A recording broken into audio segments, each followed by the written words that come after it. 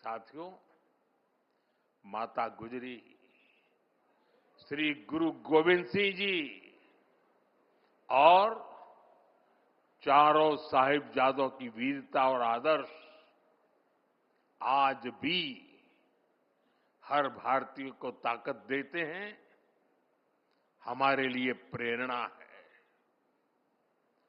साहिबजादों के बलिदान की गाथा देश में जन जन की जुबान पर होनी चाहिए थी, लेकिन दुर्भाग्य से आजादी के बाद भी देश में गुलामी की मानसिकता हावी रही। जिस गुलामी की मानसिकता का बीज अंग्रेज राजनेता मैकाले ने 1835 में बोया था, उस मानसिकता से देश को आजादी के बाद भी मुक्त नहीं होने दिया गया। इसलिए आजादी के बाद भी देश में दशकों तक ऐसी सच्चाइयों को दबाने की कोशिश की गई, लेकिन साथियों, अब भारत ने तय किया है कि गुलामी की मानसिकता से मुक्ति पानी ही होगी। अब हम भारतीयों के बलिदान, हमारे शौर्य की स्मृतियां दबेगी नहीं।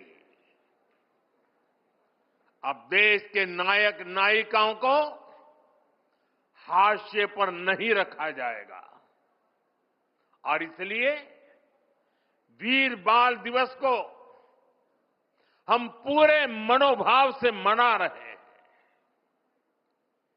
और हम इतने पर ही नहीं रुके हैं। मैकाले ने जो साजिश रची थी साल 2035 में, उसके 200 साल अब थोड़ी समय में हो जाएंगे। इसमें अभी 10 साल का समय बाकी है। इन्हीं 10 सालों में हम देश को पूरी तरह गुलामी की मानसिकता से मुक्त करके रहेंगे। 140 करोड़ देशवासियों का एक संकल्प होना चाहिए, क्योंकि देश जब इस गुलामी की मानसिकता से मुक्त होगा,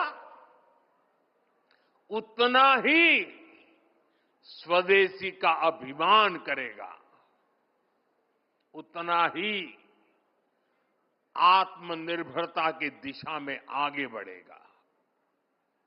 साथियों, गुलामी की मानसिकता से मुक्ति के इस अभियान की एक झलक कुछ दिन पहले हमारे देश की पार्लियामेंट में भी दिखाई दी है। अभी संसद के शीतकालीन सत्र में सांसदों ने हिंदी और अंग्रेजी के अलावा दूसरी भारतीय भाषाओं में लगभग 160 भाषण दिए। करीब 50 भाषण तमिल में हुए, 40 से ज्यादा भाषण मराठी में हुए, करीब 25 भाषण बांग्ला में हुए।